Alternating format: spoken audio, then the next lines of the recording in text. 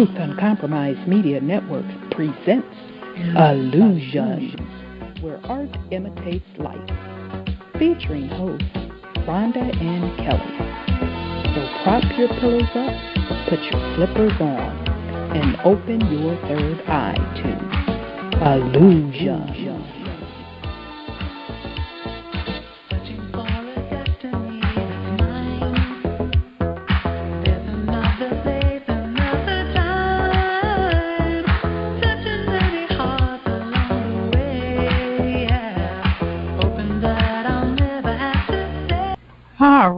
All right, family. Good evening. Welcome to Allusions. Tonight is Tuesday, September 29th, and we have a great show planned for you tonight. Is that Sis Sahida?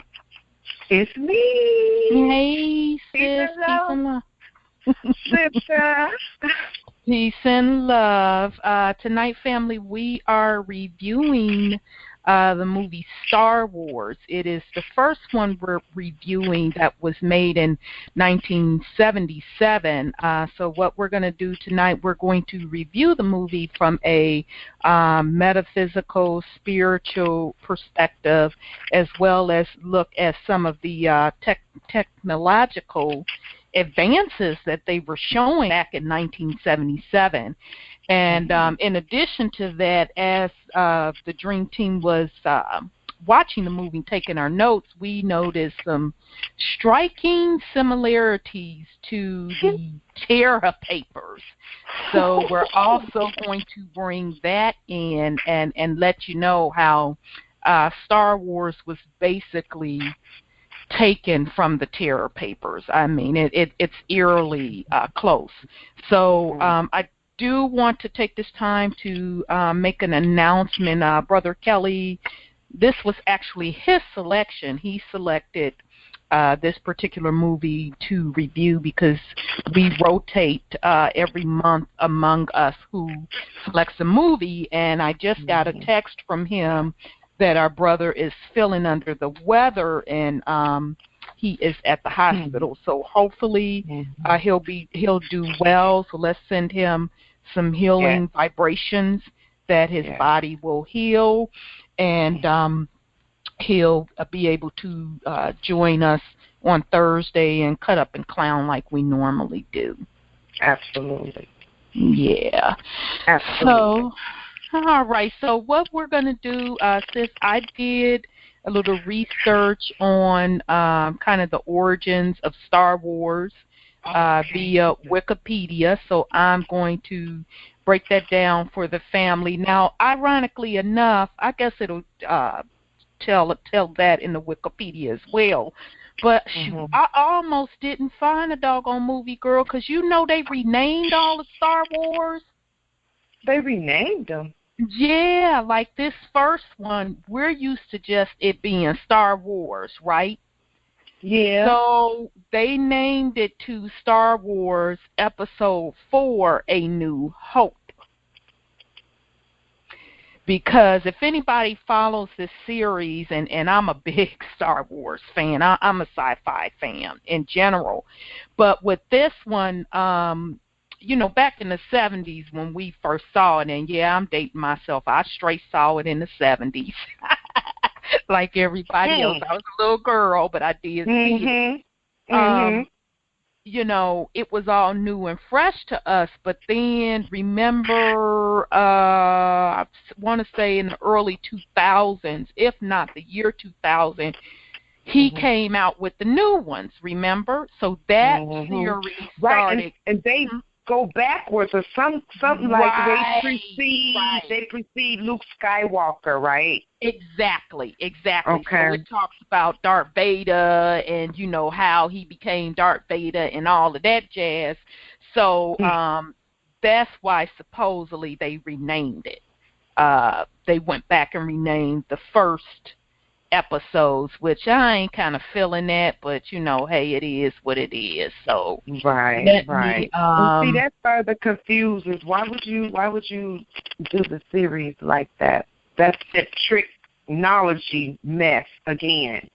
Yeah, but you know, he kind of, cause you know when let me get my story straight. I don't want to lie on the man.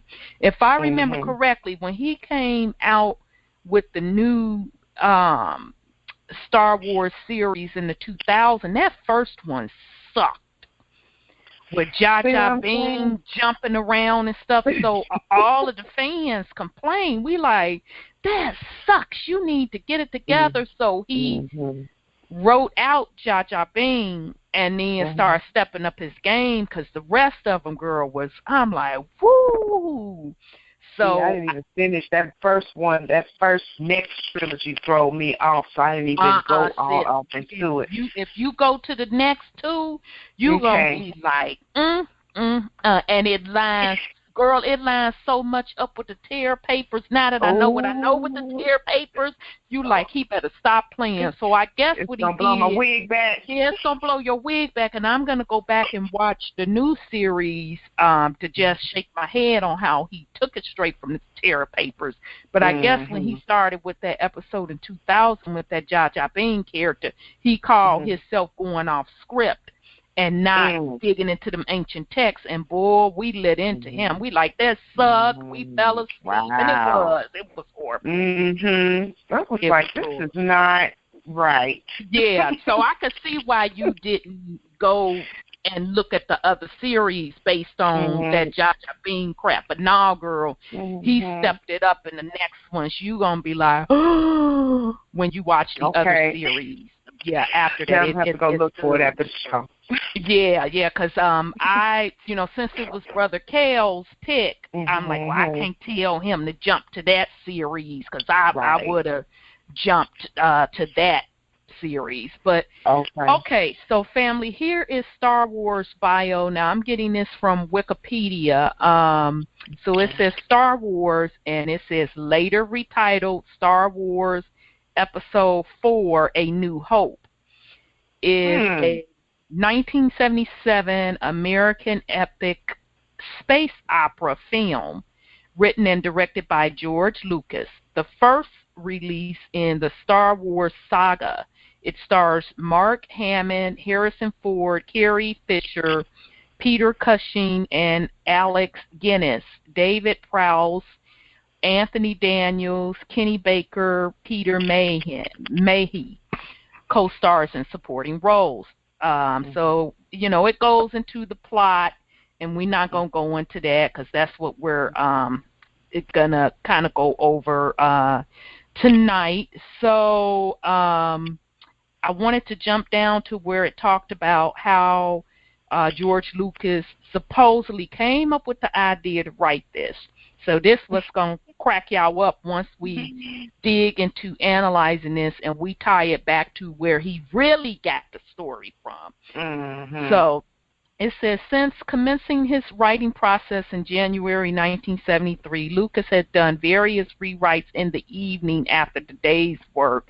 He would write 4 different screenplays for Star Wars, searching for just the right ingredients, character, and storylines.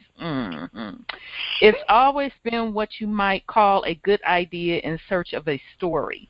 By May 1974, he had expanded the film treatment into a rough draft screenplay, adding elements such as the Sith. Now, y'all gonna vomit on this. The Death Star, and a general by the name of Anakin Star Killer. Star Killer. Yeah. He changed Okay. Star Killer to an adolescent boy, and he shifted a general into a supporting role as the member of the family of dwarfs. Okay, so they claim that Lucas be claim and alleged, and you all realize once we get into this why I'm using claim and alleged very strongly. Lucas began researching the science fiction genre by watching films and reading books, hint, hint, and comics. His first script incorporated ideas from many new sources. New sources. Yeah.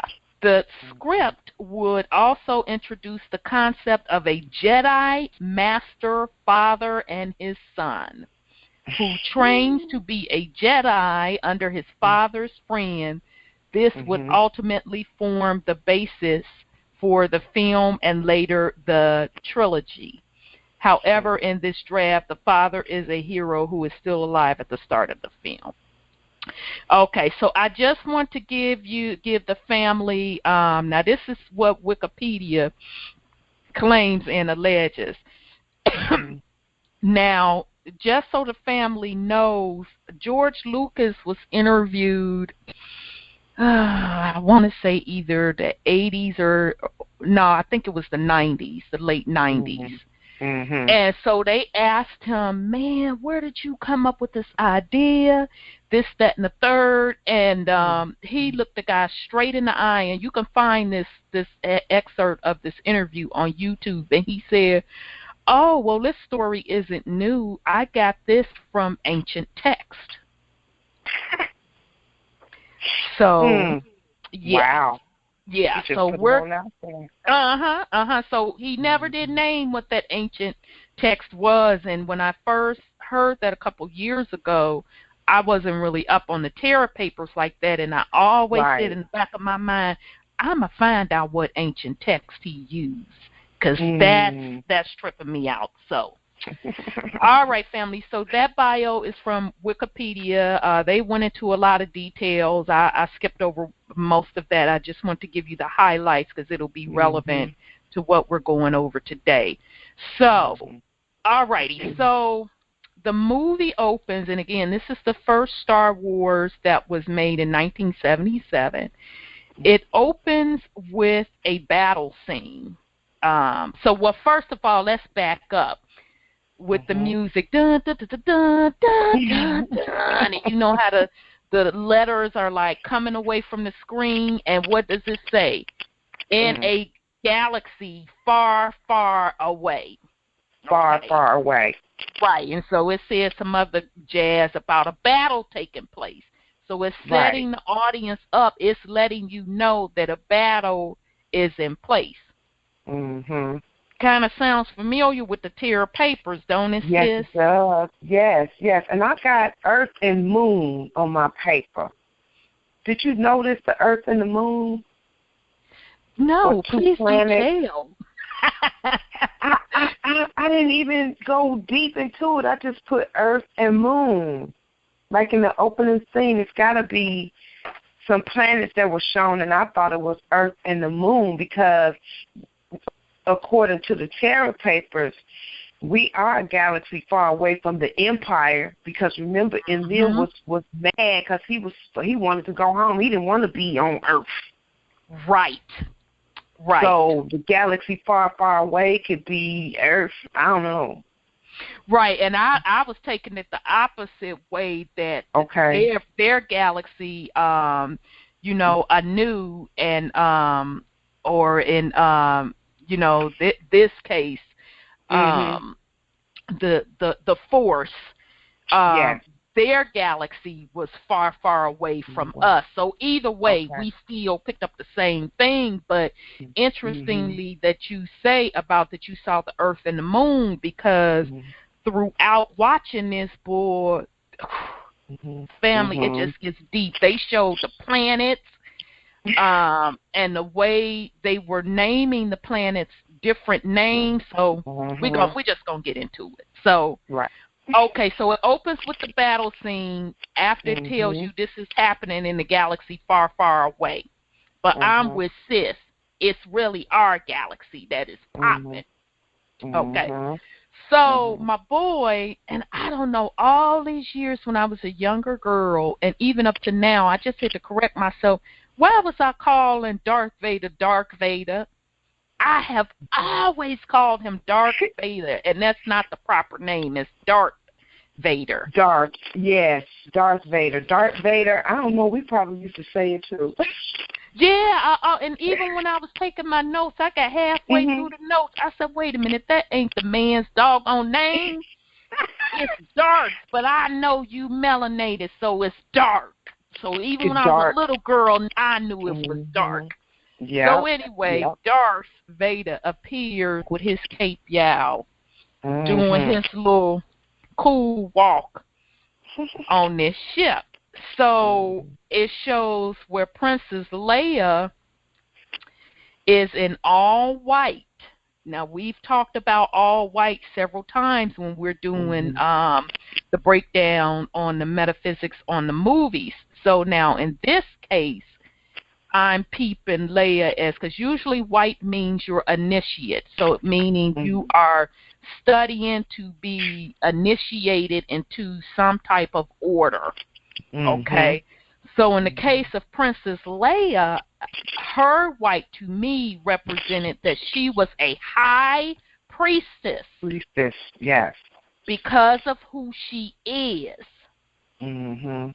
You know, Yep. who And her that name, her name, Leia, that on the end of her name. Absolutely. Absolutely. So, it says that Darth Vader wanted some of the forces plans. They had some type of strategic plans that he was trying to get his hands on, because if he got his hands on them, that would pretty much bring the force down to their knees, or the council per se down to their knees. So and sorry, go ahead, sis. The plan, sis, was, and I found that out in Empire Strikes Back. The plan was they needed to know where their power source was. You mean like physical power source or metaphysical spiritual power? Like a physical power source, like an engine, like a generator, their main generator for their, yeah. Okay, got you. Cause now I didn't know that. See, I didn't get a chance to watch the second one, which I really wanted to. So good, sis, since you watched it, you bring that information into it as well. Okay. So basically, Princess Leia wind up getting caught by captured or whatever by Darth Vader's crew. And so basically she was telling Darth, now you know you need to go on with the bull crap.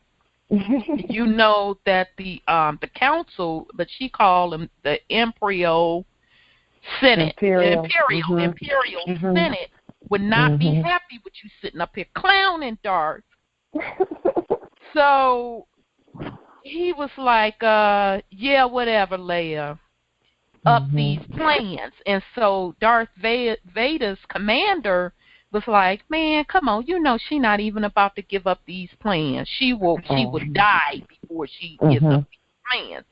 So Darth was pretty much like lock her up until we can figure out what I'm gonna do with her. So now what I noticed is that, and I know, family, anybody that has watched any of these Star Wars trilogies, you will notice that Darth Vader is called two ways. It's either Darth Vader or Lord Vader. And I said, that's interesting. Lord.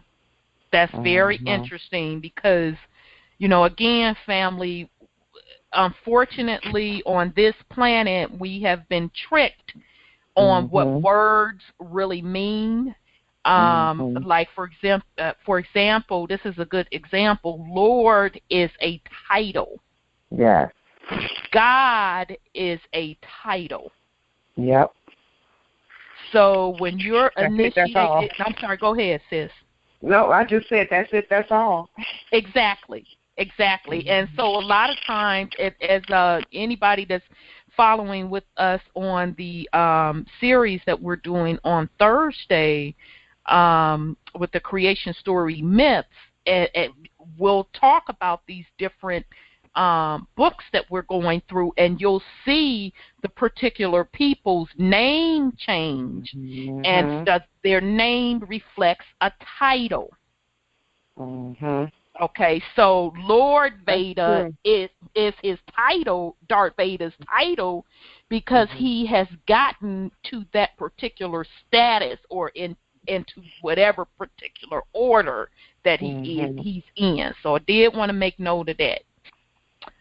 Okay, so then... But you know what, sis? I'm sorry, go ahead, sis. Can I expound on them titles? Absolutely. So Darth Vader, he has to be of the royal bloodline that's gone rogue, okay? Tell it. You beat me he there has early. To be for him to even have the title of Lord. Absolutely. Or God, or Lord God, you know, like they have in the scripture. Me and my sister, we talk about that all the time. Well, which God is it? Lord God or God? Who is they talking to? Exactly, and that's why, I'm sorry, go ahead, sis.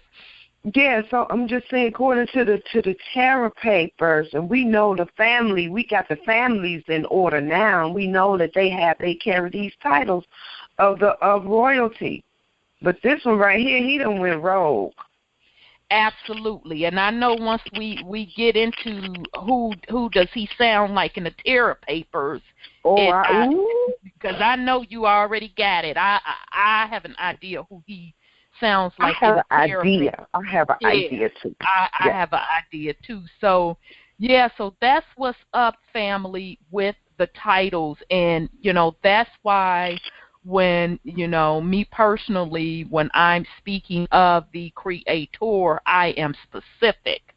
I say the Most High, highest, or the associate the name Father Yahweh for that very reason, because I enter and understand that a title, you could be speaking out to anyone. Now, that's not trying to push my belief on anyone.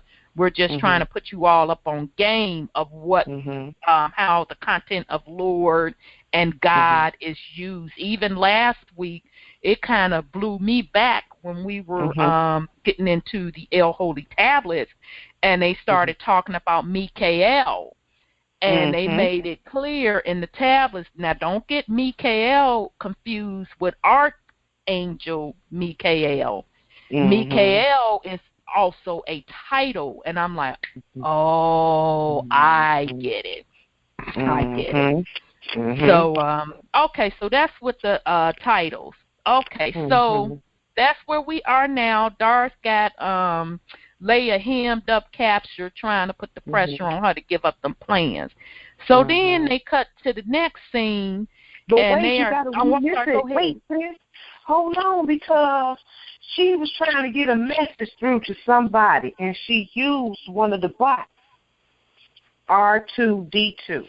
Yeah, and that was the next scene. The R2D2, the little round little thing, little short round thing, and then CP30, which was his sidekick.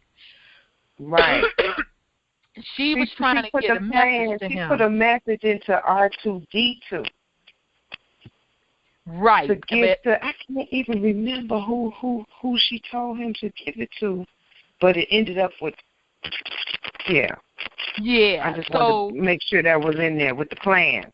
Yeah, because they cut to the next scene, which was CP30 and R2D2. Now, they both on another planet, so anybody familiar with them, they're the little robots. And so I call them, they are really the artificial intelligent robots. Yeah. That's what we know today as artificial intelligence, okay? So now CP30, you'll learn that Luke Skywalker built him. I don't know how RTD2 got on this planet. Oh, he got captured some type of way. That's right. He got captured, and he got brought to the planet. And they was finna sell old boy. They did. They sold old boy as junk. And so that's how Luke Skywalker and his uncle, that's what they did. They built robots or I call them artificial intelligent robots. So they bought R2D2. Right. Okay. Both of them. Right. They both. But I could have sworn in one of the sagas that he supposedly had built CP30. But okay, let's say both of them got bought. So remember they separated in the desert. They went on two different paths, and they ended up in the same place. Yeah, so Lucas, you messed up on that one, because in one of your later sagas, you claimed that Skywalker built CP30. So you need to holler at your girl to get that clean. Okay, there's a discrepancy in the script. Exactly. Get that clean. But so anyhow, what I noticed, family, they were definitely on another planet. Now, when they cut to this scene, sis, of this planet, sis, that planet looked like Jupiter to me. The way they showed the outer planet, it looked like Jupiter. Now, they had got captured by, they were calling them Ewas. So Ewas were these short little things that had the like the Jedi clothing on. Today it would look like something that monks wear with a hood. So I'm trying to get y'all all a visual. But the Ewas are a short little thing, and they dark. I'm sorry, go ahead on this. They were the indigenous. And who are they? Ooh, see, I knew my sis would know. They were the which indigenous. bloodline are they? I want to say, because the name Ewa or Ewa reminded me of the Jawa. That's what I put. I put the Twas, who are also known as the Jawas. Absolutely. Yeah, the little people, yeah. Absolutely. That's exactly to me who he is saying the Ewa are. They're the Jawas or the Twa people, Twa indigenous people. That's who the Ewa represented. So, so interestingly enough, another thing that I picked up back on CP30 and R2D2 is that I was like, no, they didn't. This was back in so-and-so 1977. They called them droids. Droids, yeah. Hence, that's where we get the term today, android. Droid, absolutely. And if anybody checks the logo on the Android, the little green thing, he is the shape of R2D2, but of course, for copywriting purposes, they're not going to come out and make them shape just like R2D2. Yes. Okay, so that's where the tech heads, and me being in tech, I'm telling you, these guys worship the Star Wars. A lot of stuff that I see in the tech world is taken straight off of the back of Star Wars. One of them, their gateways, when they build a security system to allow users to get in the system or allow other systems to talk to the other systems, they call that process the Federation. And I just crack up because I know, and they admit it comes from Star Wars because I talked to a tech head about this. And so I chuckle even more because I'm like, y'all don't know how far back that really goes and how deep it really is. So, yeah, so that's where the term android comes from. They're getting it from Star Wars, from droid. So, and then we already discussed that Luke was a droid repairman. He bought R2D2 and CP30. So this is what Sis was talking about. So it's something about that R2D2. Something about R2D2. I mean, he weathers the storm, don't he? Yeah, R2D2 was tight. But think about what he was, though, Sis. If Princess Leia put the plans in him, his computer program will have to be tight, right? That's what I'm saying. Who is he? Because remember, okay, let's break this down. See, we finna break this down. Look, come on, we got to go there because R2D2 is, Ooh, Okay, girl. so we finna go there. Okay, so R2 throughout this movie, anytime they get in trouble, they hemmed up, strung up somewhere, they come calling R2, R2. Yes. R2 was so tight. He can override any computer program throughout that galaxy and beyond. Yes. Because Yes, R2 was tapped into and built by the good side that they call the Force. Mm-hmm. So that's why R2 was key. Now remember, CP3O, was he not a droid too? Mm-hmm. But you ain't see him override not nary of a computer program. No, he had the book sense, you know. Right. But he couldn't manifest, you know. No. He could tell you, you know, what you need to do. But he couldn't manifest that, but R2D2 could tell you and manifest that shit. Right. So he would make it R2.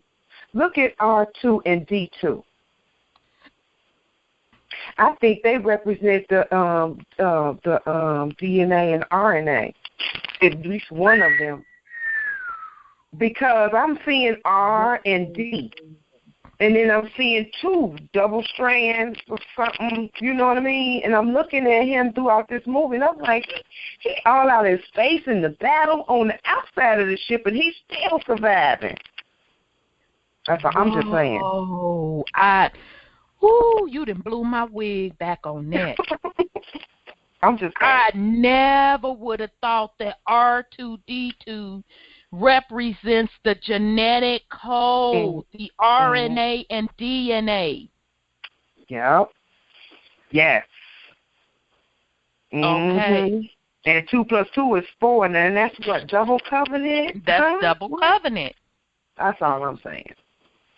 Whoa. And it makes sense because, we finna break this down. You didn't just put another angle.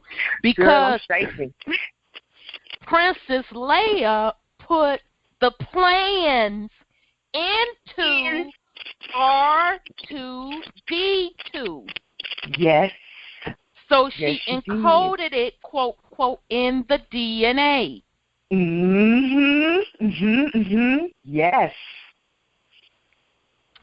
So, wow, that's deep. I never would have thought of it like that. Man, it just was all flooding to me right now, but I knew that it was like R2D2, that R and 2 and that D and that 2, and I'm like, RNA, DNA, what? Makes perfect sense. Whoa, that's deep. So that's the metaphysical side of it. Woo. Yeah. Yeah. So he is the one in the background. You know, he ain't gonna be they're not gonna look at him as a superhero, you know. But he plays a very, very vital part, even though it's a small part. Right. You know what I'm saying? Right, because per the movie, of course. Exactly. Excuse me, family, with this coughing. Yeah, now that you say that, sis, because if you think about it, R2D2 always came online when he needed to come online. And he always knew how to override any code. Yeah, so he could talk to all the electronics too, girl. Yeah, because he can control them. All of them. He could control them. So R2, was the supercomputer. Yes, we are, aren't we? Wow. Makes all me together now. Reminds me of when doctors say when he speaks, those computers move. Did he not? Does he not say that all the time? Yes, absolutely. Wow. Yes, indeed. Never would have made that connection. Wow. Okay, so then, as sis talked about, so Luke, because he didn't brought him home because he bought R2D2 and CP3O from TWAS. Or they call them EWAS, my bad. So Luke was cleaning R2D2 up, getting them all cleaned up, and he like, dang, he real dusty, and it's that and the third. And so all of a sudden, a recorded message popped up of Leia. Peep Game family. She was a hologram. I'm like, this 1977, and they put it right in your face of holograms. Yep. So they were already telling you that was coming. So that means that they were already experimenting with it back in the 70s. Now, of course, it don't look slick like we have it today, but we know it today as truly a hologram. So she pops up as a little hologram saying that these plans need to, I thought she said she was asking for Obi-Wan Kenobi, sis, when she popped up as the little hologram. You know what? She did. Yes, she did. Okay. Yes, she did. Okay, yes, you jogging my memory because I done saw that movie last week, 2 weeks ago or something. I know. She did. Yeah. So she popped up as a little hologram saying, get these plans to Obi-Wan Kenobi. And so then, now remember Luke's uncle, because Luke's uncle was the one that was trained. He the one trained Luke on how to build these robots or whatever, and he was with him to buy CP3O and R2D2. So he heard the message. So then, he had this kind of look on his face. So they cut to the scene when Luke and his uncle were having dinner, and it bothered Luke about that message, and he was like, I think that message is really important. And so he said, I wonder who Obi-Wan Kenobi is. And so the uncle kind of confessed that he knows who he is, and he's like, well, how do you know who he is? And he's like, well, him and your father used to work together. They were into battle together, this, that, and the third, this, that. So then that really made Luke want to get this message to Obi-Wan Kenobi, but the uncle was trying to discourage him from doing that. So basically, the uncle knew exactly what was shaking down. He knows who Luke Skywalker is. Yes. He's trying to hold him down on the farm. Yep, he's trying to hold him down on the farm to not let him go into that lifestyle of whatever. But Luke, it was bothering him, and he like, no, Unc, that's really bothering him. So he, ate up his little lunch or whatever, and so he walked out of the house, and he kind of stood there, which looks like they were living on some desert. Now, peep game, sis, now you know how I am about looking in the doggone sky. He's standing in the sky, looking at the sky, and what do they show? The two suns. Yes, that's right. Absolutely. One sun was white and one sun was orange. Right. I said it was either two suns or two moons. That's exactly right. Right. Yes. So they showed two suns. One was the white sun and one was the orange sun. And I know we've talked about it several times on Truth Uncompromised, how we are in a two-star or two-sun system. And anybody that has seen them, you see exactly that. You'll see the white one and you'll see the orange one. So I found that interesting because remember, I said I thought when they cut to the planet that Luke, RTD2, and CP3O was on, it looked like Jupiter to me. The way the little ship swung around it, it looked just like Jupiter. So I found that interesting. Of them showing those two suns. Now, remember, this is 1977 now. Right. So how they know all that? This is 1977 now, remember. 1977. So Jupiter, I'm trying to think, did they mention Jupiter? And yes, they did. Okay, so Jupiter, according to the Terra Papers, is uninhabitable because of the gravitational force, but excellent for production of super metals. where and so what is CP3O? Continuation of metals could be forged that was impossible in other worlds. By you. Wow. So isn't CP3O and RTD2 metal? Yep.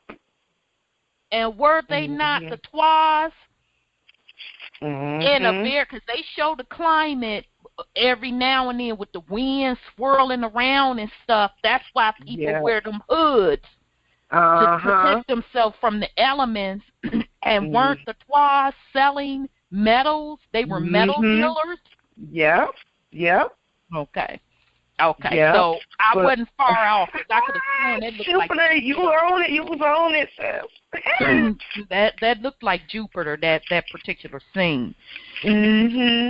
So the next scene, Luke gets into. Oh, I'm sorry. Go ahead, sis. Before you move on, I noticed something in after the two suns were shown in that courtyard. They had this apparatus right in the center of it, and I looked, and I was like, "Do I see a unk?" And I rewound What it. was that? I know exactly what you're talking about. Oh man, it's an unk in the center of that. It was their living quarters. Wow, so because you mean the thing that was right in the center, because it was a bunch of houses that looked like igloos. Yeah, they was. But it was something in the center, and I didn't know what the heck that was. Yep, I was like, a circle in a circle, and I'm like, oh, is that a unk? It's an unk in the center of that. That's an energy. That's an energy source. Makes perfect sense. Wow. So now I'm gonna have to go back and look for that. Yeah. Okay. So, wow. So the next scene, Luke is out in his car, and it's his car that's levitating or floating. He gets carjacked. By some thug twas.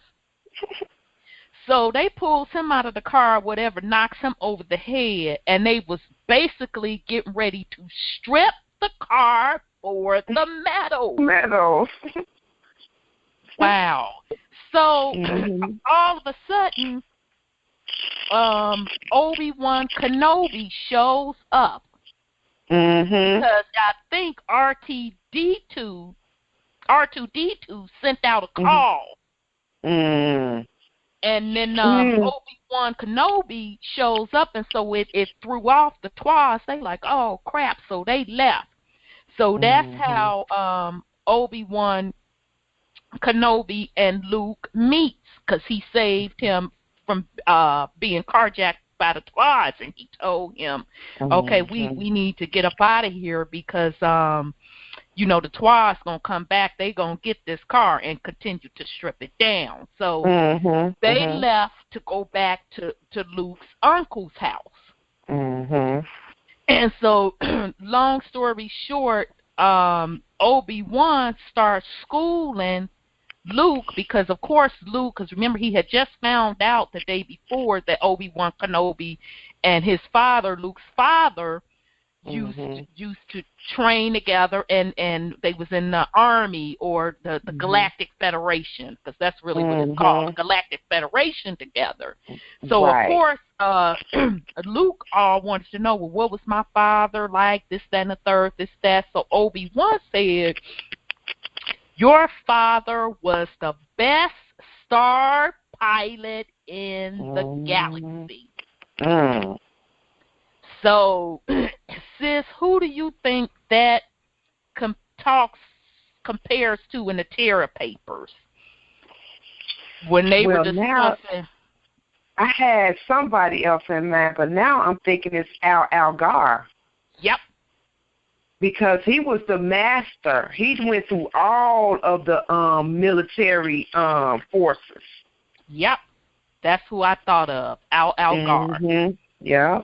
Algar. So and Algar, he was the grandson of Al, who betrayed his brother, the king, who was unarmed. Okay. Right. I can't believe I remember that. I know, which is Anu's father, right? Yes, absolutely. Right. Okay. Yep. So, yeah, that's the connection I made. So, Luke's father, according to Obi-Wan Kenobi, was the best star pilot in the galaxy. So then this what blew my wig back. So Obi-Wan Kenobi goes on to say that, he is a Jedi Knight, and Jedi Knights are guardians of peace and justice. Yes. And that Darth Vader was a student of Obi-Wan Kenobi, and then he turned against the Force. Yeah. He went to the dark side. Right, he went to the dark side. So then Obi-Wan Kenobi goes on to explain to Luke what the Force is. And he said the Force is surrounding us. Yes. The Force is everything. And then I immediately made note to myself, he's describing melanin.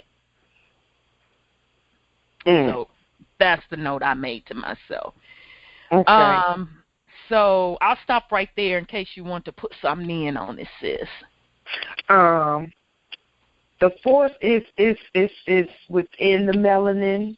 It is also everywhere surrounding us. So it's in and outside of us. It's an energy field of which everything is a part of. Even the little speck of dust is a part of the energy field. That if you found necessary, you could pick it up and use it for whatever purpose. But we ain't there yet. Absolutely. So, I'm sorry, go ahead. I'm good. Okay, so Obi-Wan Kenobi goes on to tell Luke to pretty much that he needs to help the Force and he needs to learn about the Force.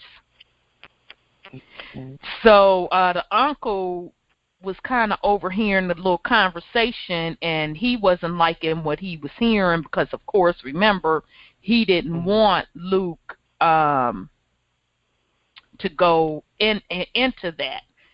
And so Obi-Wan goes on to give a little history saying, no, I'm going to another scene. So that was that scene with Obi-Wan breaking everything down to Luke on what the Force is and pretty much giving him his call to, okay, now it's time for you to step up to your destiny. He didn't say that, but that's pretty much what he's telling him, to trying to trigger his DNA to know that this is what he needs to be doing. Okay. So then it goes back to a scene with Darth still clowning, because remember, he's still trying to get these little plans now. And Leia is sitting up on the ship. And that's what's going to trip y'all out when we get to that. Sitting up on the ship on lockdown because she ain't giving up no info. So they cut to a scene with Darth and his little folks, his military force, and then it appeared that he had some other council people there. I don't know which galaxy they were from, but they were other military, other different beings. So he was one of the little man was saying the Emperor dissolved the council and the Republic. This was Darth saying this. The Emperor has dissolved the council and the Republic. Now this is what Darth is saying, the Emperor. So I'm like, now what Emperor he talking about? of course, we find out who that is in the second movie. But so in other words, Darth is saying, well, it's somebody else that I'm kind of answering to, and according to him, he done dissolved the council and your republic. So what peeped my game, I'm like, so there was a council, and they were known as a republic. And this was how many years ago? 650 million? No, 450 million years ago they was doing this. Right. And if you go by the El Holy Tablets, he said trillions of years. So anyhow, okay. Go ahead. We ain't got back to trillions yet. We just still in the billions or millions. Yeah, that's true. But that's just like Dr. Henderson says, there's talk that, someone is saying that they thought that the 501c4 was new. When Dr. Henderson continues to say nothing is new under the sun. Under the sun. Absolutely. Nothing is new. It's been here all the time. Nothing is new under the sun. Now, remember, we're tonight doing a review from a metaphysical perspective of Star Wars, but even in the Terra Papers, it mentions a council. Yes, it does. It clearly mentions a council and how the system is set up, which was basically set up as a republic. So just pay attention and peep game, family, because these concepts, this ain't nothing new. And it's the reason why, as, Dr. Henderson being the Redeemer, he is bringing back the judges and the republic. And he said he answers to a council. I don't know if y'all caught that, but he said that a couple times. You really have to pay attention. So again, none of this is new. This is how our, ancestors set it up. It's an elevation.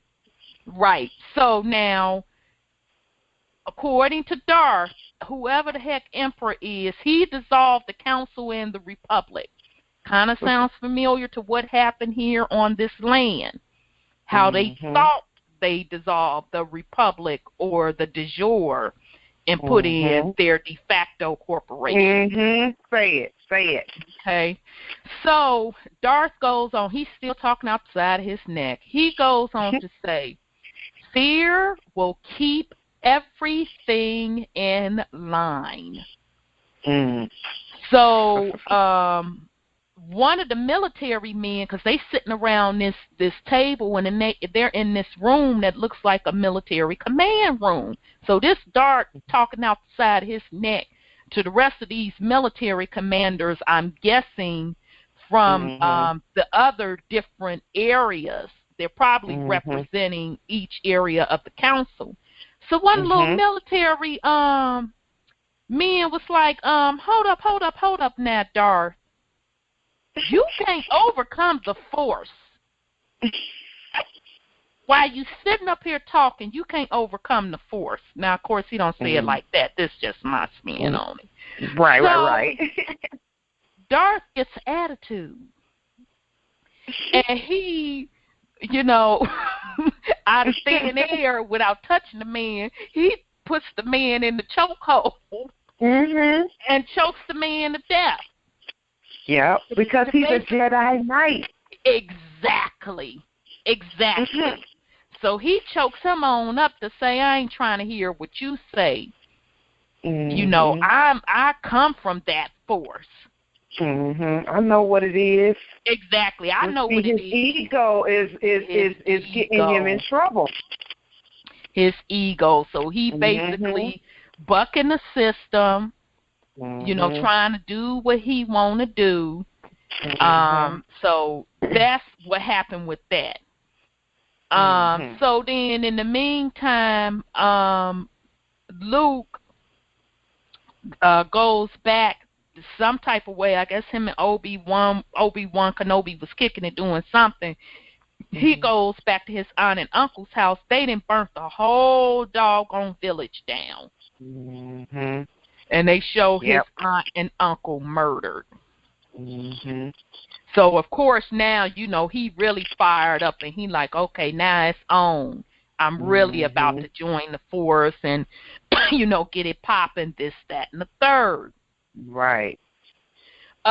So in the meanwhile, Leia is still on lockdown. So after Darth then choked the breath out of this little man with Jedi mind tricks, he storms down the hall and tell him, "Look, you go and get that answer out of her. I'm tired of playing around with her." So next thing you know, you see this little drone. I'm like, dang, they was doing drone. They was showing you what drones were back then. Yep. You see this little drone to go interrogate Leia for this little answer. So they in there, the drone in there trying to get it popping with Leia. So in the meantime, Luke all fired up and he decides to join Obi-Wan because he's like, okay, it's on and popping. We got to help Leia escape this, that, and the third. So Obi and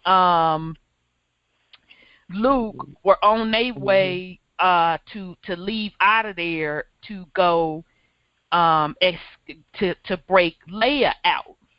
So in the meantime, to get past those soldiers and stuff, because I think what happened, they tried to put a trace on R2-D2. Okay, so they putting a trace on any of the signals coming from the force per se.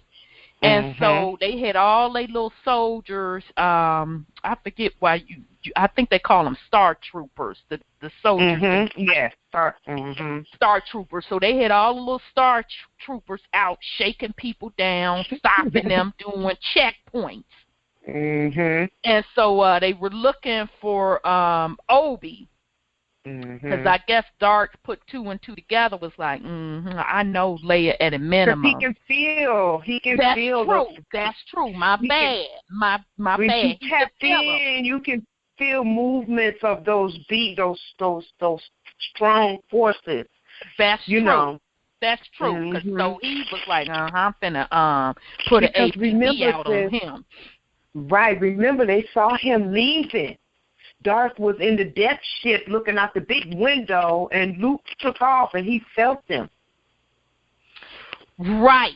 Now let's talk about this death ship. That's the pause on that. The Death Star, they call it in Star Wars, but it's the death ship in the Terra Papers. Right. So now, family, remember y'all heard me read Wikipedia, and according to them, they didn't want to give credit to the little Terra Papers, and Lucas came up with the concept of Death Star. Oh, so he did.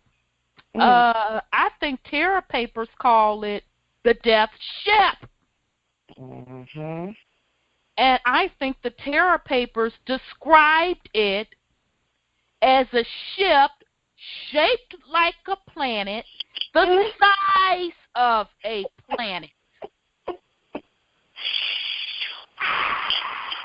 And that is exactly how Darth's ship looks, called the Death Star. Okay, so this is what Darth is on. This is what he got Leia hemmed up on, trying to get these little plans out of her. So this is where Obi-Wan and Luke, they're on their way to try to get Leia out of there. And so the little checkpoints, Obi-Wan was able to use Jedi mind tricks on the little soldiers. And so Luke was like, whoa, how'd you do that? And so Obi-Wan was like, look, the Force can control, and especially control the minds of the weak. I'm like, woo, say it, Obi. So I thought that was interesting. Mhm. So then in the meantime, they like, dang, we know we need a ship. We need a ship to get out on in the atmosphere to get to the Death Star. We don't have no ship. So then they go to this bar, y'all. This bar is straight up hilarious. They go to this bar to cut a deal to try to get a ship to go to the Death Star. Yeah, they gets to this bar. You got every species in this bar getting pissy, drunk, partying. They are kicking it. So, all kinds. I mean, all kinds. So Luke, Obi-Wan Kenobi, and they had CP3O and R2-D2 with them. So they all get ready to walk in the bar. So the raggedy bartender, I don't know what species he was from, he was like, hold up. Y'all can come in. The droids, they got to stay out. We don't want their kind in here. So I kind of cracked up. I'm like, okay, so they got discrimination in this raggedy, rundown bar with all these type of species, but you don't want the droids in there. I'm like, okay, Lucas, I get it. That's your little shot at what racism is. Okay, whatever. Right, so, okay.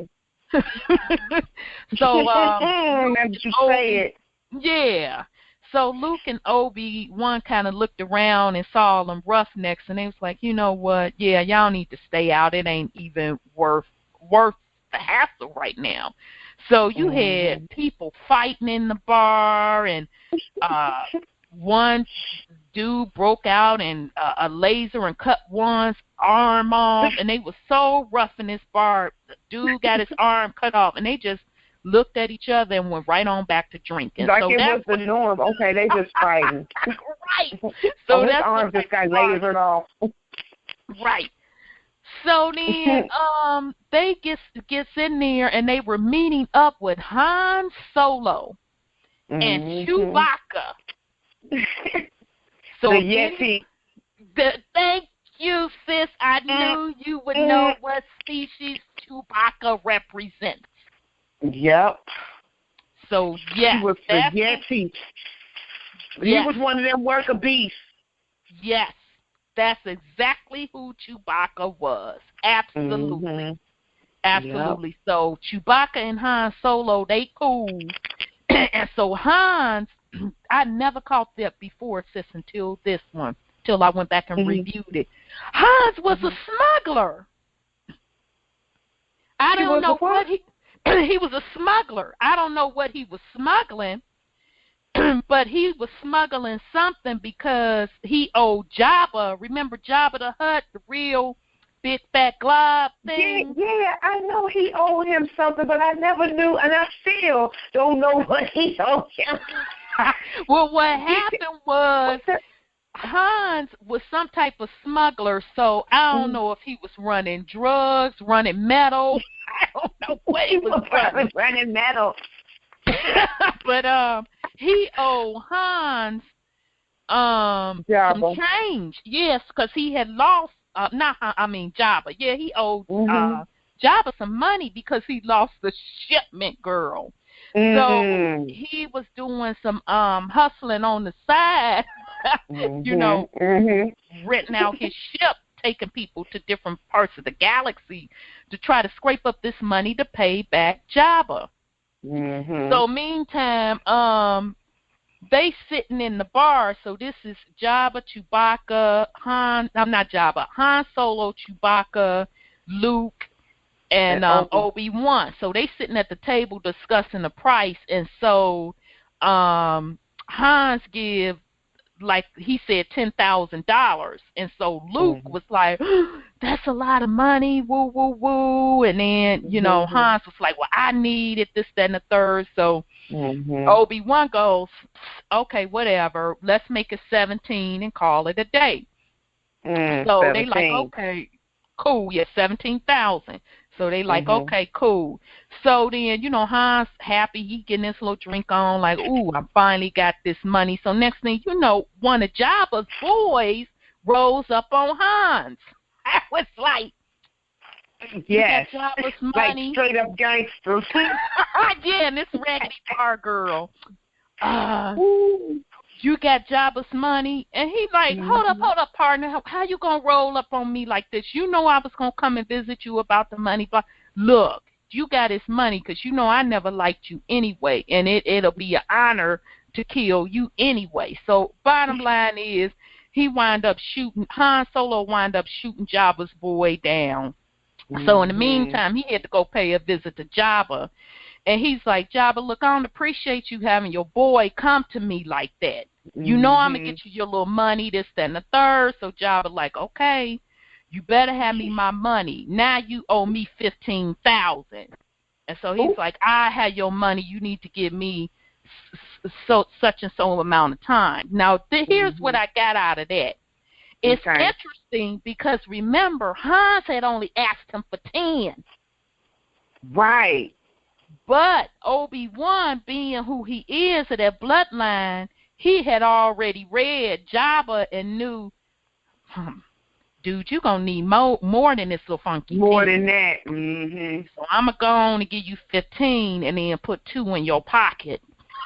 And then we go call it a day.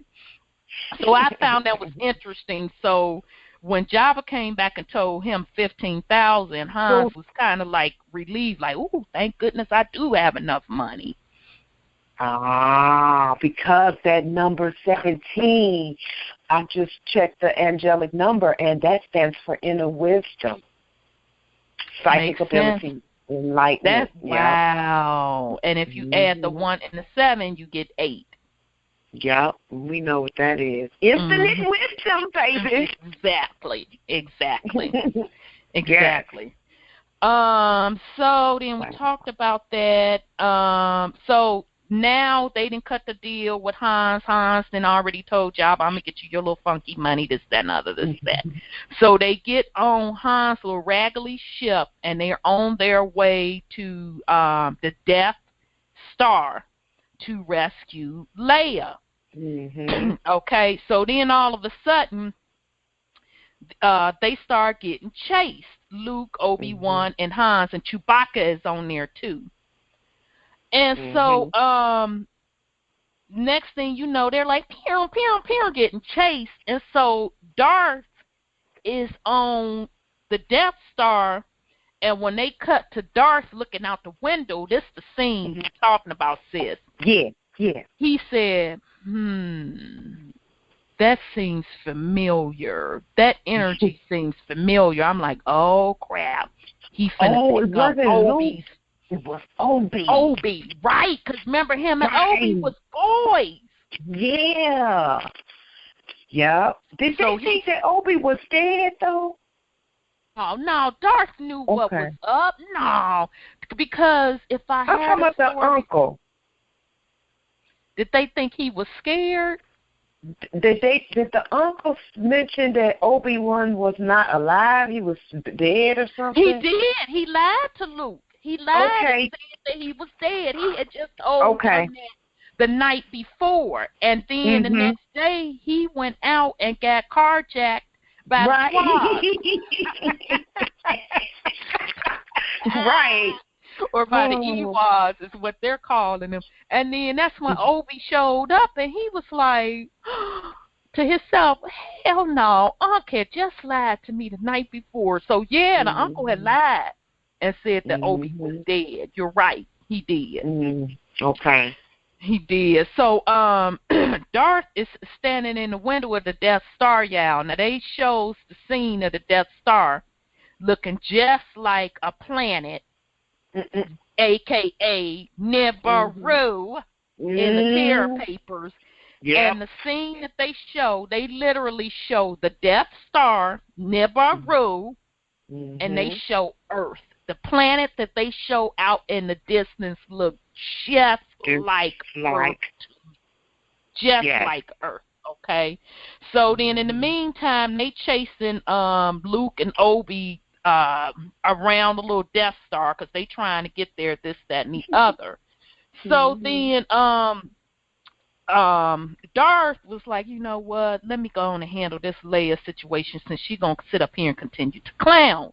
So Mhm. they brings Leia in front of Darth, and he like, come on, you need to up this little information. Right. And she like, I ain't finna give you nothing. It's like, you need to give us the rebel locations, blah, blah, blah, or we're going to blow up. They called the planet Oradanran or Oradanen, something like that. Or is it Orion?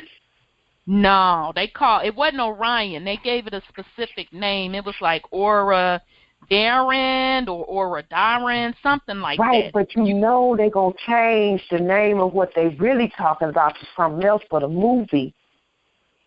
Like the Ewoks, the Jawas, or the Twa people. Right, the Twa, so I'm thinking Aura, whatever it is, they may be referring to Orion. And see, I don't think it was Orion because for the simple fact, when she was like, I'm not giving you nothing, go ahead on with that bull crap. Okay. So they were still shooting the camera to the planet that looked like Earth. Okay. Or Tiamat. Let's back up because remember, Tiamat. Earth is right. Tiamat. So basically, he was like, oh, okay, so you're going to sit there and not give it to me. So they blows it up. So I'm like, whoa, that's Tiamat. Mhm. That's how they show it in the movie, huh? Exactly. Mhm. Exactly. Wow. Exactly. So, yeah, family, that was straight out of the Terra Papers. Anybody that's been following that whole series with us, George Lucas just put a little bit of twist on it. The only difference is Darth wasn't the one on the Death Star. It was actually Anu that was on the Death Star. But what was our boy's name that was clown? I shouldn't call him our boy. Al, Guard was the one that wasn't on the Death Star, but they were in our solar system fighting. Right. And so, but the Death Star made a mistake and did blow up Tiamat. But based on them fighting. Right, because it crashed into Tiamat. Right. Because they were fighting and knocked it out of position. It was falling. It fell off the pole it was on, and I thought that it was gone forever because it was heading toward the sun, which we know is what? Is it a black hole? The sun, it was going toward the sun, so he thought that it was doomed, but then it stopped in the position that it is in today, which is in between, which is what? Mars and Venus, the third planet. We the third planet from the sun right now. Right. So here's the thing, that as it blew up, because remember now, Han Solo is flying the ship, and they're being chased by Darth's boys and being shot at. But according to Star Wars, Darth was the one from the Death Star that shot the laser into, I'm calling it Tiamat. That's not what they call it. They call it something else that blew it up. So once it blew up, Hans had to avoid the debris because the debris started flying everywhere and had hit his ship, and he had to avoid it. And that sounds exactly like the battle that's described in the Terra Papers. Because once Tiamat got hit, debris started flying everywhere, and Al Guard was the one that he got hit. His fleet got hit, and that's how he was even defeated. So George Lucas took that battle. He just kind of changed the characters a little bit, but that is coming straight out of the Terra Papers. It sure is. Okay. Yes, indeed. Okay, so that was that. So I did make note of Luke's name. So let's break down his name. His name is Luke Skywalker. Now, anybody that followed us as we were breaking down things on the series of that we've been doing over the last couple of weeks, the creation story myths, remember, sky is equal to the word Anunnaki, or sky gods. God, right. Oh. So he is telling you what bloodline Luke is from.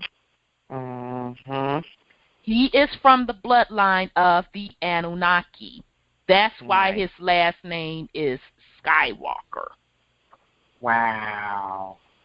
So, yeah, that just hit me, girl. All of a sudden I said, oh, that's what his name means. Okay? Right.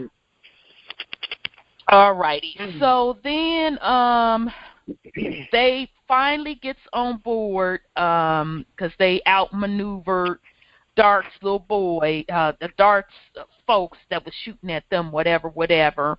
And Obi kind of played Jedi mind tricks on them to kind of make them really shoot each other up. And so then they gets up on the Death Star, and they like, whoa, this is Hans and Luke and Chewbacca with his little sign. They like all together, whoa. Man, I thought that was a moon, and I just fell out laughing. Now, they're referring to the Death Star because they never seen it before.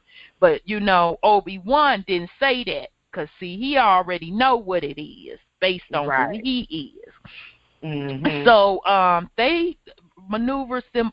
When they get there, all of a sudden it locks on them, that gravitational, and then Chewbacca talks in his little language, and so then Hans go, I don't have control over it. So they talking to each other like, man, what you doing? And they both figured out, oh my goodness, we don't have control of it. This ship has taken control away from us, and its gravitational pull is pulling us on in.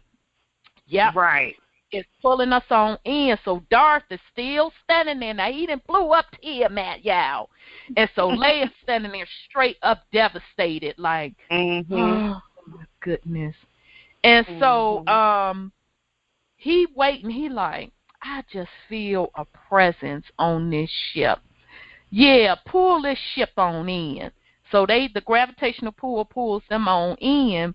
And so in the meantime, Obi-Wan Kenobi get ready to get his Jedi mind trick on. So he basically tricked the soldiers into thinking that it's nobody on the ship. And so Darth like, I don't care what y'all say. I feel a force on this ship. You all need to go back on that ship and search again. And so he sent the second team in there, and then, of course, Obi-Wan Kenobi, being who he is with the Jedi, he did the Jedi mind trick on him. So they were basically able to overtake the guards. Okay, so Obi-Wan Kenobi, he kind of sneaks off somewhere. So in the meantime, you had Luke, R2-D2, Chewbacca. I'm back there. Okay, I saw you drop off. I know. So I was just saying how Obi-Wan continued to do Jedi mind tricks to make them think there wasn't nobody on the ship. And so then R2-D2 and Luke and Hans and Chewbacca was overtaking the guards and dressing in the outfits to infiltrate to get inside the Death Star. And so Obi-Wan kind of disappeared, Obi-Wan Kenobi. Okay, and so then our boy R2-D2, they was like, R2, you need to get up in that computer system. Go get into the Imperial network. So he goes, goes in there, hacks their computer network, and spits back the information, and they like, oh man, she get ready to get executed. She is scheduled to be executed. And so Luke was like, we got to rescue her, this, that, and the other. And meanwhile, you know, they trying to still be incognito, and they got discovered. They being shot at. So Han's like, look, I ain't trying to rescue nobody. I done what I needed to do for y'all. Y'all said y'all needed to ride over here. I done gave you y'all ride. I'm up. I want my cheddar. I'm gone. So Luke had to turn around and convince him, look, man, you just don't know. She got a lot of money. Leia is rich. So I'm sure the little funky 17,000 that you're going to get, they going to make it worth your while. Of course, being who he is, the smuggling dope dealer that he is, or metal dealer that he is, he went on ahead and was like, okay, cool. So they went on ahead, worked together. They overtook the guards, and they broke in to free Leia. So in the meantime, because remember, all this shooting and all this going on, so Darth is commanding them to catch them, this, that, and the third. But in the meantime, he like, yeah, I still feel the presence of the Force, and it's on board. Yeah, I don't care what they say. And he was like, this young man or whoever's on him, they have the Force behind him. And so his commanders, Darth's commanders, was like, well, what do you want to do? He's like, bring them to me. I want to talk to him alone. Okay. So then, meantime, they still breaking Leia out of jail. So she finally gets out of jail and like, who are y'all? And then what cracked me up, when she swung out of the little jail cell, sis, I kind of fell out, because when I looked at her hair, I said, oh, is that his way of giving a white woman Afro puffs? Because that's what her hair looked like. Right, on the side. Yep. So I kind of laughed on that. I'm like, oh, okay, so that's their way of giving her Afro puffs to say, this is really a melanated just like woman. Superman had the little curl in the front. Yeah, you know white people don't wear their hair like that. Yeah. Even if there's it a was pattern in it. Exactly. Even if it was a sister, let's say if it was an Afro pack puff, she done went and got her some packs of hair and put them puffs that put that ring on. Ring on. Okay. Hey, you can achieve it if you weave it. Exactly. So she got out of the cell like, who are y'all? Whatever. Okay, whatever. Come on, let's get it cracking. So they like peer shooting to get out. Near. So they cut back as they still shooting Leia and all of them to get out of that situation, to get off the Death Star. Obi-Wan and Darth meet up. Yep. Dun dun dun dun. Dun dun dun. And I'm like, oh, it's gonna be on.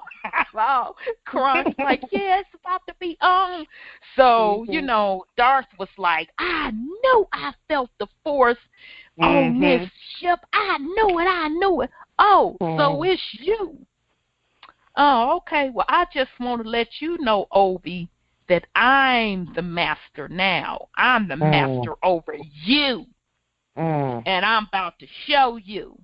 And so Obi, you know, of course, they getting into they fighting stands, dancing around each other with the laser in their hands. So Obi was like, pretty much, oh, you think you are? Oh, okay. Well, let me school you, youngster. You think you bout it. So they break out the lasers. And, you know, they start fighting and everything. So in the meantime, the ship, Han Solo, little raggedy ship, is in the background because Darth and Obi-Wan Kenobi are fighting close to the ship. So everybody, they on the other side of the glass. Right, they on the other side of the glass. Everybody, them soldiers, because now remember, they were shooting at Hans and them. When they saw Darth and Obi getting it cracking, them soldiers paused. They sure did. They was like, oh, my God. It was like, wait a minute, damn, shooting at them. We about to look at should I say, oh, my Lord. So they literally stopped to watch them fight. Yes. Mm-hmm. And so in the meantime, even Luke and them stopped for a minute, but when they saw the soldiers pause and they like, oh, skip that, we finna take this opportunity to creep on this ship. So whatever, they got on the ship or whatever. So next thing you know, as they was about to get on the ship, it looked like Darth had swung and cut Obi up, but Obi disappeared.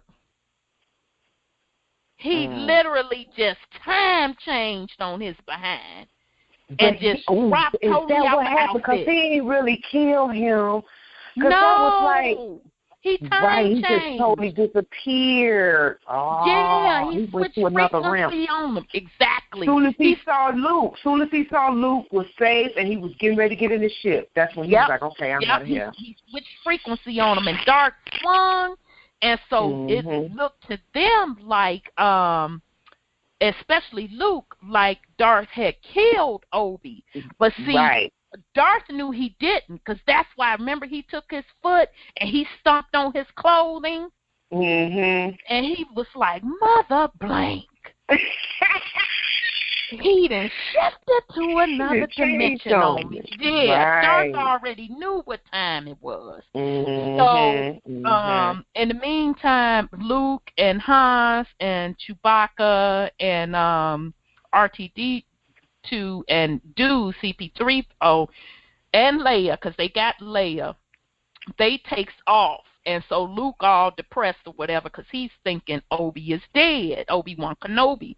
But Obi-Wan Kenobi calls out Luke, stay strong, something like that. The Force is with you.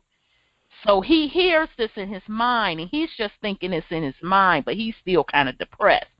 But in the meantime, of course, Darth sends his people after them. Don't let them get away. So they're in the air, and I forgot to mention, family, that early in the story that Luke was also trained, Luke Skywalker was also trained as a pilot. And he was a highly skilled pilot. I forgot to mention that, because that was mentioned by Luke to Obi in front of the little uncle. And so Luke is helping fly Han's little raggedy ship. And so they up there trying to fly it, and here's the thing that tripped me out from the technology standpoint, family. They had what we call on their face now, them Google glasses. Sure did. Did they not have on their face the Google glasses, doing it, maneuvering that ship? And it was showing them what was before them. So it looked almost exactly. So it looked like what some people call a flight simulation machine, because that's where that technology came from, them Google glasses. They took it from the flight simulation.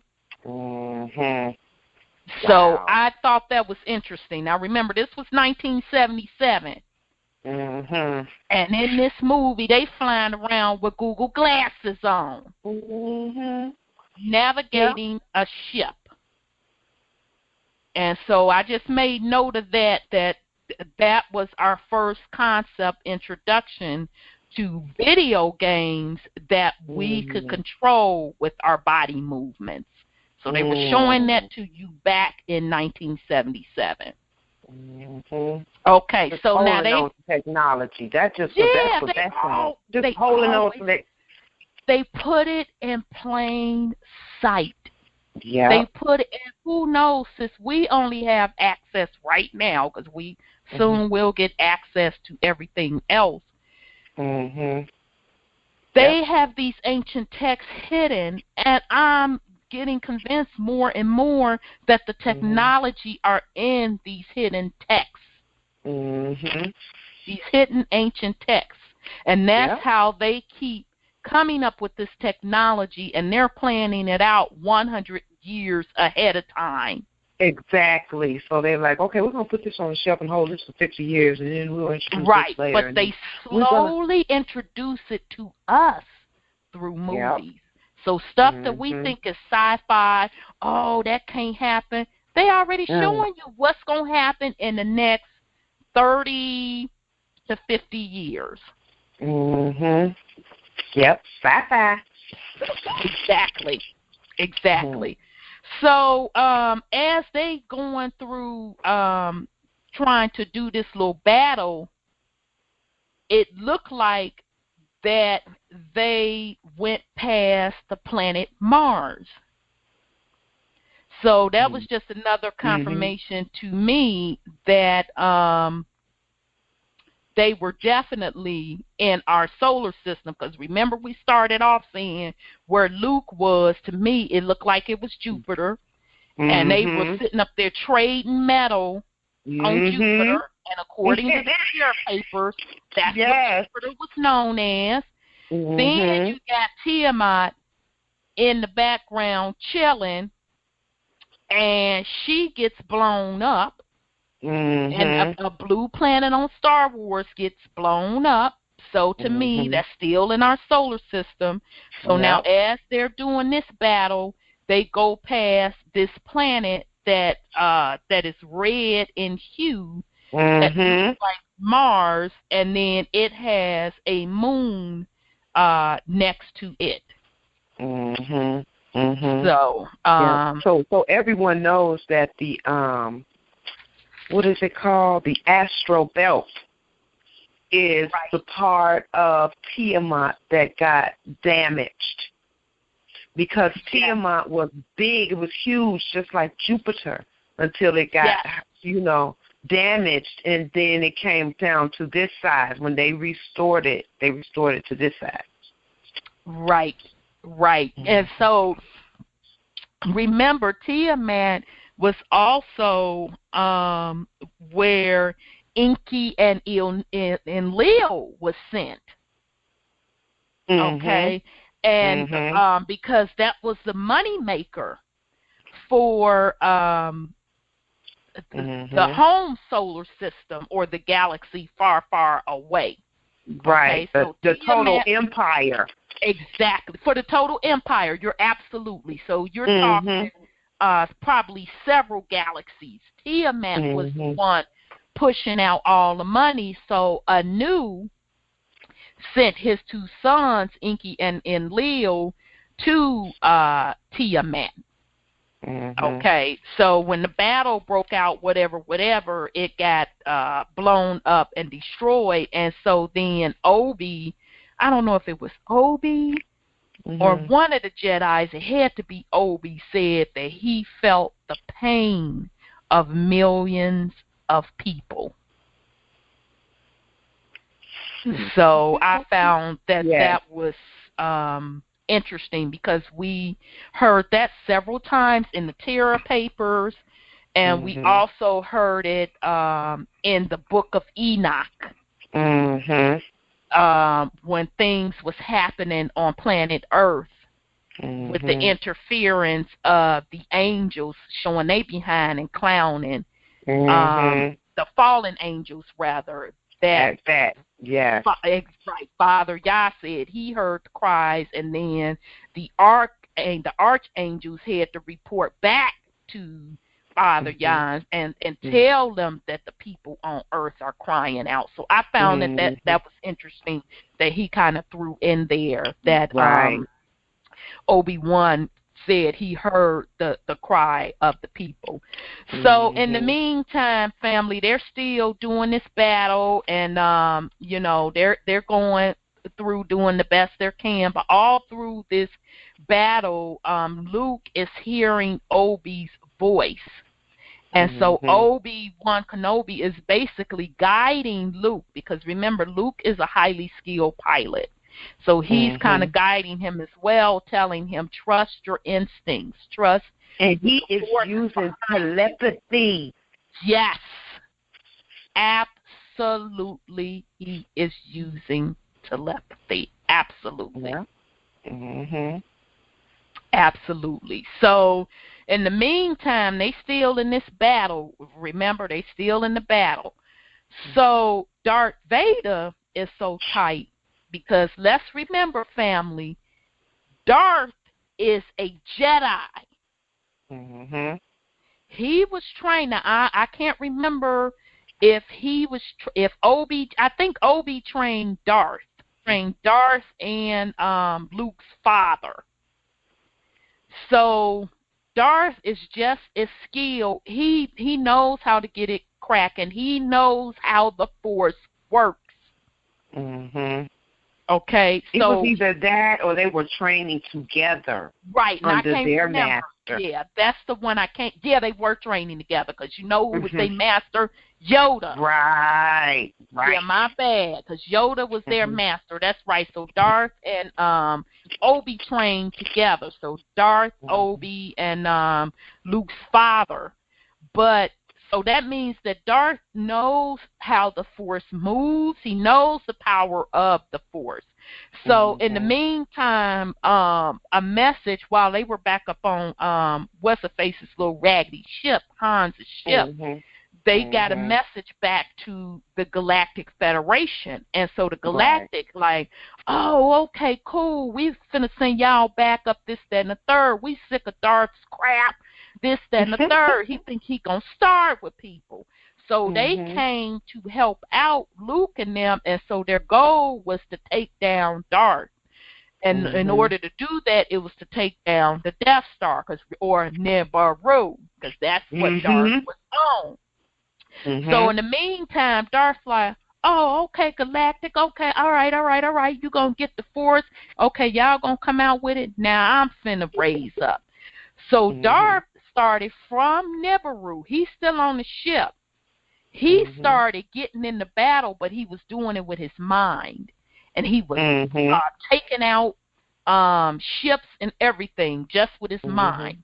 He was taking them out.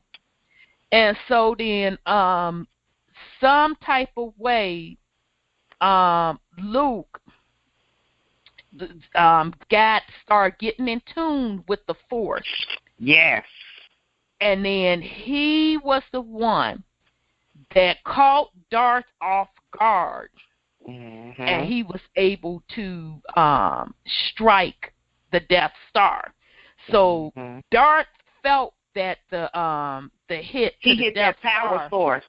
Right. He hit that power source. And so Darth was like, dog on it. I let my guard down. I'm so busy taking them out. I didn't even see Youngster coming. Yeah, he didn't feel him. He didn't feel him because Darth still don't really know who he is. He was blocking the signal. Obi was blocking his signal. Yeah. Oh, I didn't think of it that way. He was probably being protected. Ah, that's a good point. He was on the SSC Trust. He was protected by the light. So Luke was on the Esther and Bathsheba Trust. And Dr. Henderson was blocking the signal. Blocking it, yes. Okay. I didn't even think of it like that. So so Darth didn't even see Luke coming and until the hit had went out, and so Darth like, doggone it, I got to get up off this ship. Come on. So he only took a few little people with him, of course, that could fit in a little flighter thing. So Darth jumped in. Get his big self down in that ship. Yeah, but you notice he wasn't trying to tell everybody evacuate. He was like, the blank with them, I'm only taking who I want to take. So him and a few little people jumped on this ship. So they escaped, and then the Death Star blows up. And so, then, everybody's happy, this, that, and the third. But in the meantime, Darth took off. And then next thing you know, they're cutting to a scene where Luke and Hans, they are receiving an award from Leia. So they're in some type of celebration, and Leia's doing some award ceremony. And so that's where they ended the first 1977 Star Wars, which was the beginning of that saga. So I'm going to pause right there, sis. I didn't know if you want to throw some more Terra Paper comparisons in there. If you didn't have anything else to put on it, we're going to open up the phone lines. Yeah, we covered pretty much what I had in my notes. Okay. As far as us comparing, I think we did a pretty good job with comparing what we know of the Terra Papers to the storyline too. Right. So let's get to the beloveds and see what they think. Maybe they have something to add.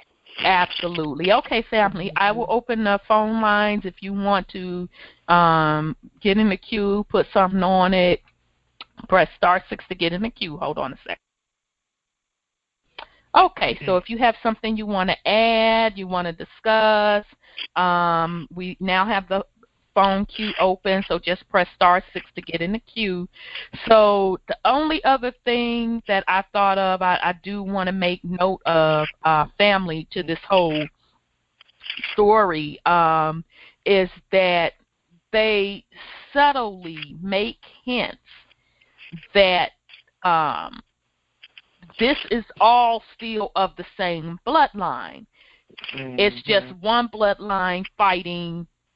It's just the same bloodline, but they're fighting amongst each other because they're saying pretty much, they admit that Darth was a Jedi.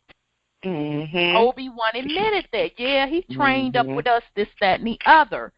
So as we've kind of been talking over the last, year almost, in order to get those particular titles or status, you have to be of the bloodline. Right. So Darth would not have even if the king is your dad, it's still something. Yeah. Exactly. You still have to be of, that bloodline with a certain makeup. Okay, so obviously Darth had that because he was a pilot. He was a highly decorated, skilled pilot. He was the best in the galaxy, just like comparing in the Terra Papers, Algar. But, he got to wanting to do things his way. And so, therefore, there was controversy in the bloodline.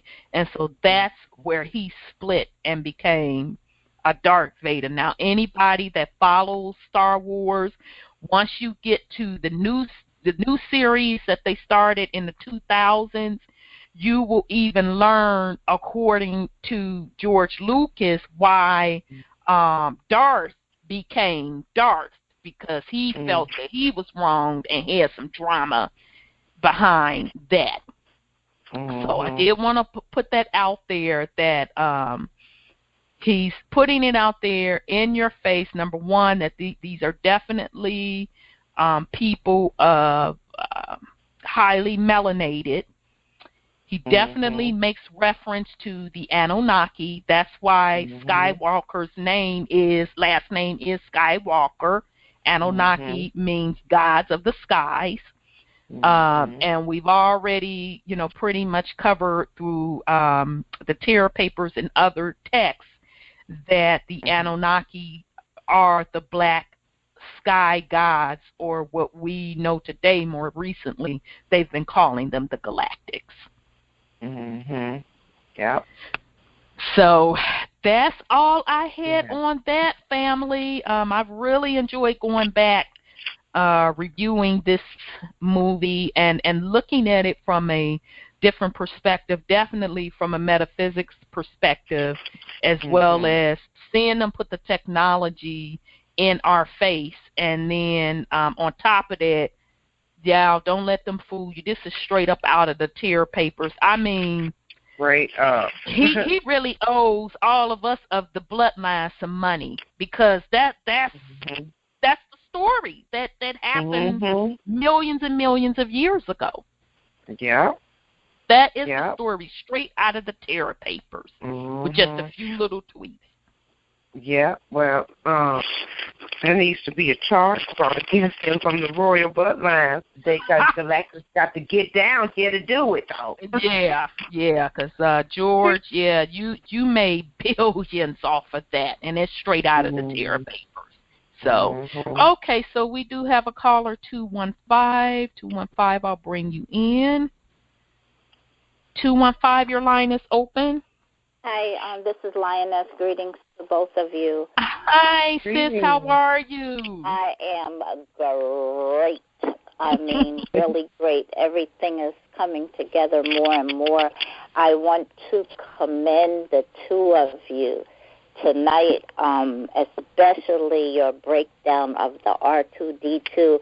I was up here trying to give you the energy to say what you said, and you were saying it, and I'm so happy for you, because that is the RNA and the DNA, and why R2D2 and C3PO had to be together, because that's the evolution, the progression of one to the other, because C3 is the chemical breakdown together with phosphorus, which is PO, and that gives you dark matter out in the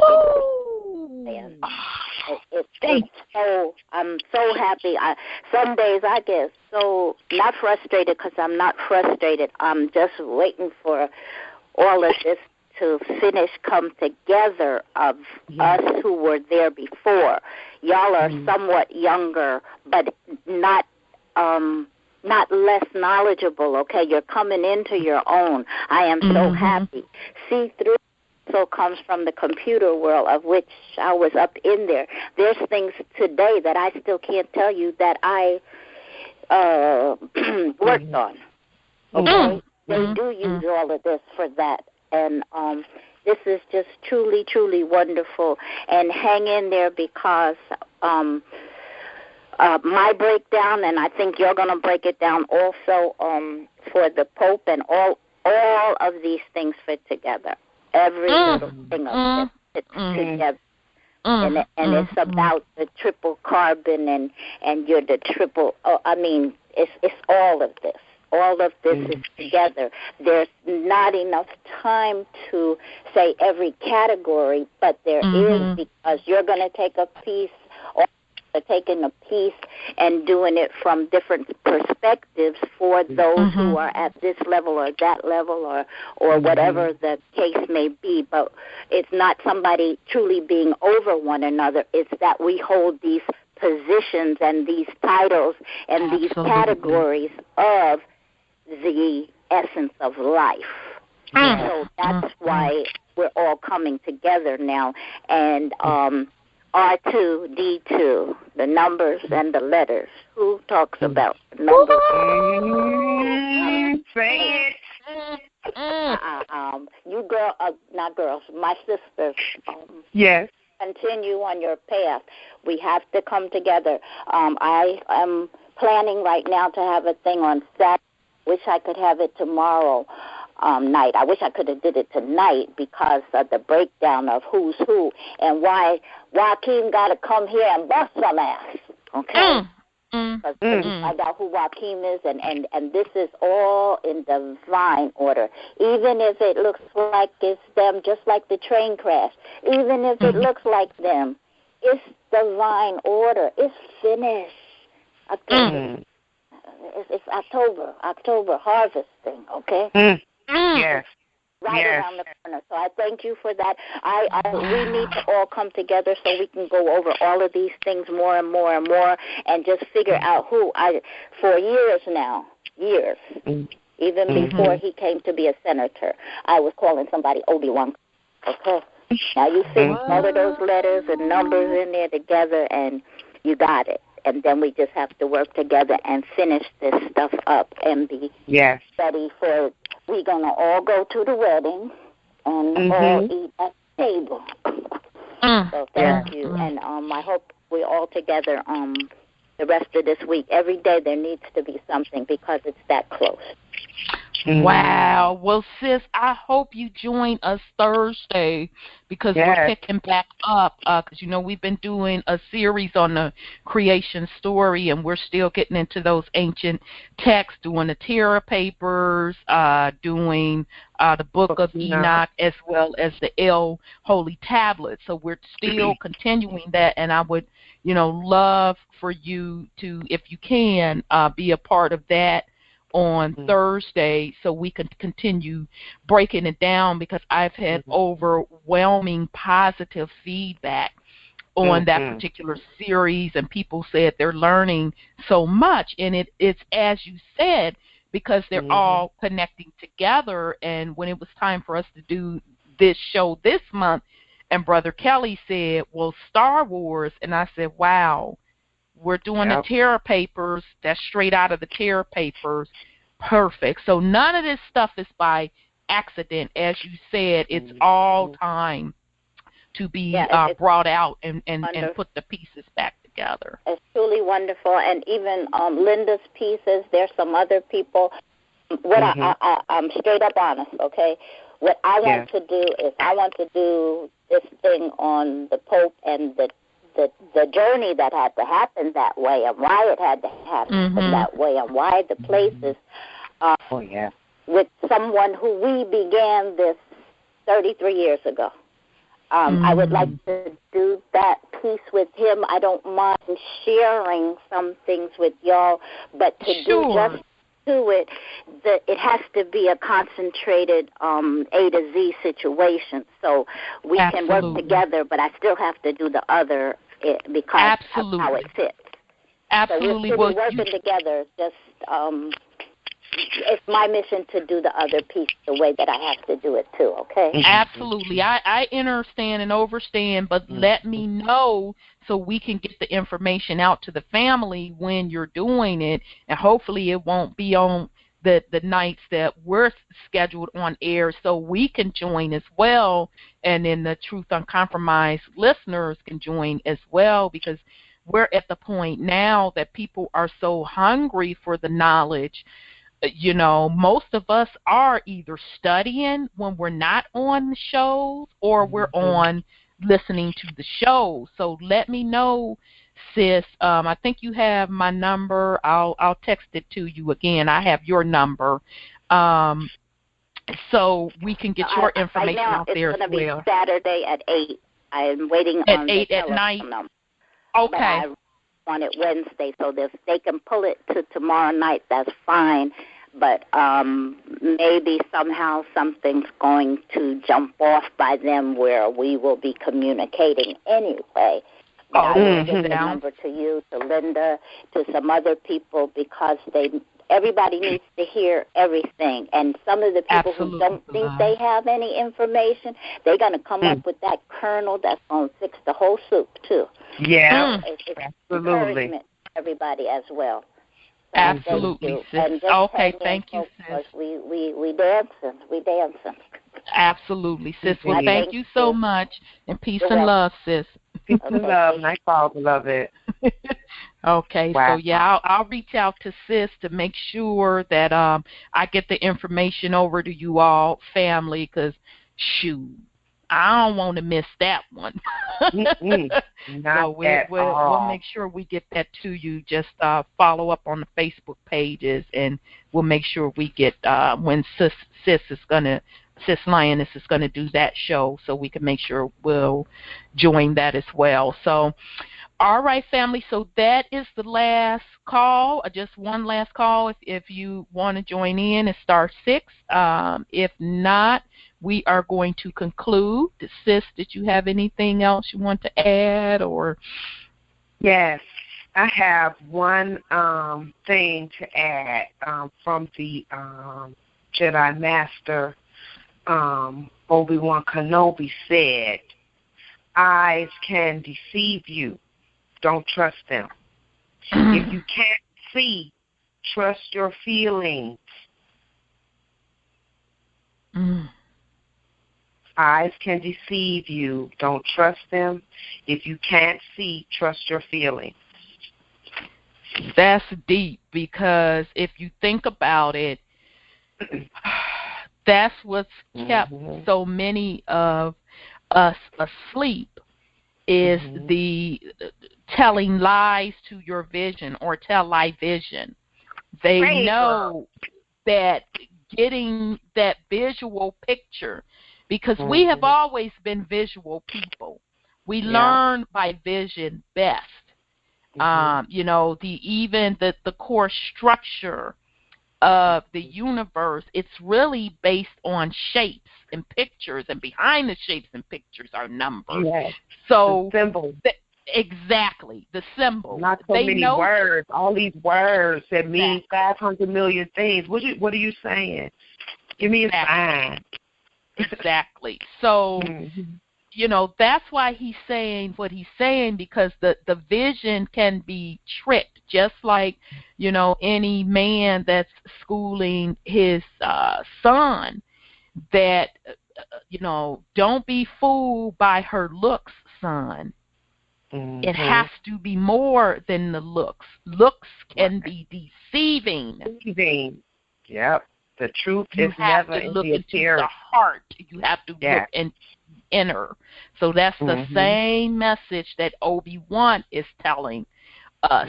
You know, and now we are in the time, as Sis Lioness just eloquently, you know, broke down to the family, where we're supposed to be online. We're supposed to be connected with what they call in Star Wars the Force. We are supposed to be connected to the ultimate triple dark matter. That's her. Yes. Triple darkness, baby. And it is through, your connection is through what we think are feelings. That's your true connection. Yeah. And I can talk to you through thought, and I know some of my dream team, and you know who you are. We talk to each other through thought. And all of a sudden, we calling each other, we texting each other. Girl, I had to call and text you. I felt something was wrong. Or, okay, I knew you was going to talk about that. Yes. Absolutely. That is the age that we are in. We've always been there. Now, don't get me wrong. We've always had the ability to do it. Right. But now the way has been cleared. For none awareness. of it can't be blocked by Darth or nobody else. That way has been cleared. Yeah. So now is the time, and Sis just put me up on game. A lioness, where CP30 is the triple darkness melanin that works right with R2D2, which is the RNA DNA. Okay. They're together now. That's us coming online. That's us connecting to that force, that triple darkness. That's what this is about. So, you know, my closing statement to the family is, keep doing what you're doing, family. Keep studying, keep researching, keep going within and making your personal connection with the force. Absolutely. And you're going to know you don't need a Rhonda or a Sis Saida or anybody else to tell you when you've made that connection, because you're going to know. Right. And you're going to know that you just, I am. I am because I am. Yes. Ashe. So that's what I want to close with. I want to thank you, family, so much for joining us tonight as we review this movie.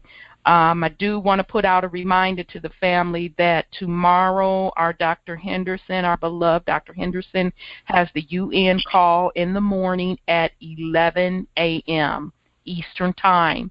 So check the SOV CPR site to get that dial-in information. And so the Truth Uncompromised team, we will be back Thursday night for the regularly scheduled show at 7 p.m., and we will be picking back up on the series of the creation story myths. And if you haven't listened to that series, I'm telling you, I encourage you to go back and listen to it, because we're pulling the ancient text and kind of like we did with Star Wars tonight, but we're breaking it down even deeper, and we have several people on the panel that's helping us break it down. So we're doing the Terra Papers. We're doing the El Holy Tablets. We're also doing the Book of Enoch. So I don't know which one of the other panel members are going to bring in more ancient texts. So we're going to continue that on Thursday night at 7 p.m. Eastern Time. And I will get with Sis Lioness, and I'll get the information to you, family, when she is doing her breakdown as well. Mm-hmm. So I do want to thank you all very much. Love you very much. Sis, you have any last words for the family? Just don't let your eyes deceive you. Trust in your feeling. Absolutely. Trust in that small, still voice. Absolutely. All right, family. Well, we love you very much. Peace, love, truth, freedom, and justice. And we're going to rock out with some music. Nightfall, family.